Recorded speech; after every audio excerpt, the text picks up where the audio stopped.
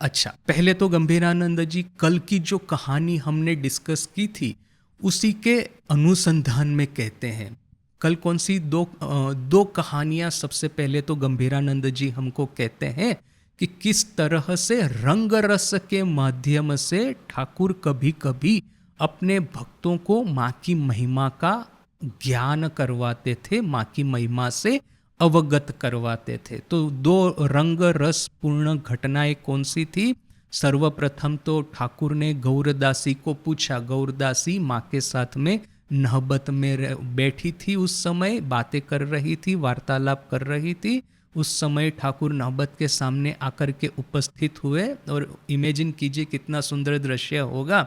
दक्षिणेश्वर में तो आज की तरफ भीड़ भाड़ नहीं थी, दिन के दौरान तो पूरा खाली ही रहता था। दिन के दौरान क्या, वो वीकडेज में तो पूरा सन्नाटा ही रहता था, वीकेंड में ये ज़्यादातर ये डिवोटी ठाकुर के आते थे। तो उसी इसी तरह का कोई समय होगा, शांत वातावरण है, गंगा बह रही है, पंखियों का कलरव हो रहा है, पेड़ पौधे हैं, फूलों की खुशबू है, और आज की तरह पोल्यूशन वगैरह कुछ नहीं। तो ऐसे एक वातावरण में ठाकुर ने जाकर के गौरदासी को पूछा कि बताओ तो तुम माँ और मैं, हम दोनों में से किसको ज़्यादा प्रेम करती हो, किसके प्रति तुम्हारी ज़्यादा निष्ठा है, भक्ति है? तो गौरदासी ने बड़े ही सुंदर रूप से एक पदावली के माध्यम से ठाकुर को गा करके कहा कि जब पूरे जगत को कष्ट होता है तो मधुसूदन को पुकारता है, पूरा जगत मधुसूदन को पुकारता है, किंतु हे कृष्ण, तुमको जब कोई कष्ट होता है तो अपनी बांसी में तुम राई किशोरी के राग की धुन छेड़ते हो, अर्थात कि तुम जब उस समय राधा को पुकारते हो। तो इतना सुंदर रूप से वो गौरदासी ने, गौरी माँ ने ठाकुर को बता दिया। तो ठाकुर भी, महाराज लिखते हैं बड़ा सुंदर रूप से, ठाकुर हार में ने हंसते हंसते चले गए। ठाकुर ने हार स्वीकार करके हंसते हंसते चले गए वहाँ से। और फिर वही वो फेमस कहानी कि ये दाना काली की पत्नी ठाकुर के पास आती है, ठाकुर के विनती करती है कि मेरा जो पति है वो बड़ा ही शराबी है और वो बड़े कुसंग में पड़ा हुआ है, घर में आकर के बड़ा ही उत्पात मचाता है और घर का वातावरण कलुषित कर दिया है।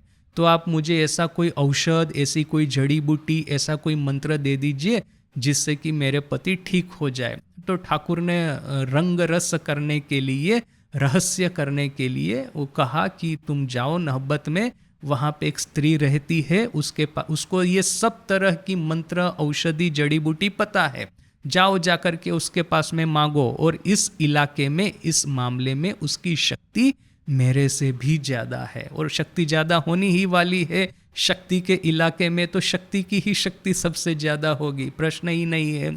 तो फिर ये घोष पत्नी वहाँ पे गई, ये स्त्री बेचारी, तो माँ ने सोचा ठाकुर बेचारी का बिना मतलब इस तरह से ये कर रहे हैं, उसके साथ में रंग रस कर रहे हैं, उसको वापस भेज दिया। कहो ठाकुर को ही कहो कि तुमको औषध दे, जड़ी बूटी दे।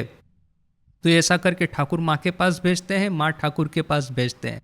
3 बार ऐसा हुआ, फिर माँ को दया आ गई और फिर एक बिल्व पत्र पूजा में से लेकर के उसको दिया, कहा कि बेटा ये लो, तुम्हारी मनोवांछा पूर्ण होगी। और आखिर में हुआ भी वही कि ये जो दाना काली था वो अच्छे से उसका जो हृदय परिवर्तन हुआ और ठाकुर का ये जो भक्त परिवार है उसमें उसने स्थान ग्रहण किया।